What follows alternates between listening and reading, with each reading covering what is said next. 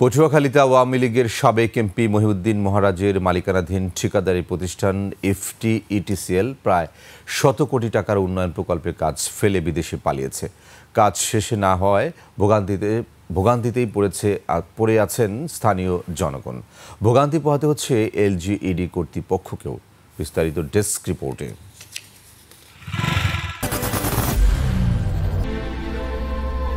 I am Ox.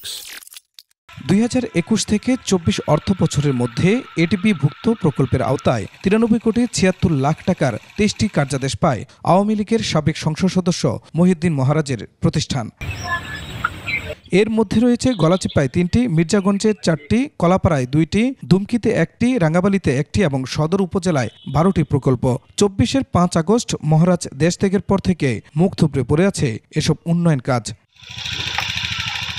এদিকে ১০০ কোটি টাকার হরিলুটের অভিযোগে দুদক মহারাজ, তার ভাই মিরাজ সহ পরিবারের সদস্য ও এলজিইডি কর্মকর্তাদের বিরুদ্ধে ৮টি মামলা করেছে। ফ্রিজ করা হয়েছে তাদের ব্যাংক হিসাবও। কোনো রিস্কিয়া গাড়ি যাই কোন কিছু চলে না, আমরা খুব একটা ভোগান্তিতে আছি। ঠিকাদারের কোনো খবর নেই। 1 বছর ধরে জায়গা দিয়ে গাড়ি উঠলে আস্তে গাড়ি খাইতে খালের ভিতরে পড়ে যায়। এটা রোগী নিয়ে হাসপাতাল যাওয়া যায় না, 10 কেজি চাল নিয়ে বাসায় আসা যায় না।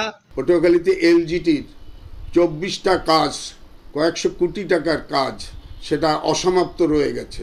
এলজিইডির পক্ষ থেকে জানানো হয়, প্রকল্পের গড়ে ৫০% কাজ সম্পন্ন হলেও মহারাজের ব্যাংক হিসাব ফ্রিজ হওয়ায় চেক ডিজোনার হয়ে কাজ স্থবির হয়ে আছে। লোকাল যে প্রতিনিধিরা কাজ করতেছে তারা অনিশ্চয়তার মধ্যে আছে টাকা না পাওয়ার, এই কারণে কাজগুলো স্থবির হয়ে গেছে। এই বিষয়ে মন্ত্রণালয়ে গত মাসে একটা মিটিং হয়েছে। মিটিংয়ে মন্ত্রণালয় থেকে আমাদের কাছে তথ্য চাওয়া হয়েছে। ১০০ কোটি টাকার এসব উন্নয়ন প্রকল্প দ্রুত সম্পন্নে জরুরি পদক্ষেপ নেবে এলজিইডি, এমনটাই প্রত্যাশা সাধারণ মানুষের। খুরশিদ আলম, ডেস্ক রিপোর্ট, ২১শে টেলিভিশন।